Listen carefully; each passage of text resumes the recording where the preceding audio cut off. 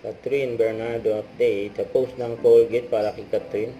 Get ready to catch Catherine Bernardo on our TikTok shop. Stay tuned on June 30 from 6 to 10 p.m. for all the excitement. The watch party ni Catherine Bernardo.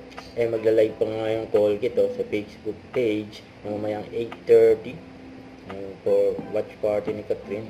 Ginawa pa nga cover si Catherine sa Facebook page ng Colgate. Ang ganda ni Catherine. At naglabas din ng video ang Colgate para kay Catherine. Seoul, Korea.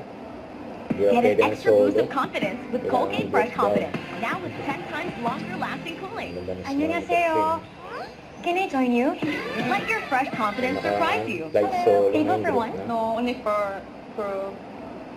Get an extra boost of confidence with Colgate Fresh Confidence. Now with 10 times longer lasting cooling. 안녕하세요. Can I join you? Let your fresh confidence surprise you. Get a bloom that's For undeniable and collagen that Catherine. lasts. At sa post ng Lancome's na endorsement ni Catherine, Catherine Bernardo is Lancome's first ever ambassador for the Philippines. Yun, no? Congrats kay Catherine.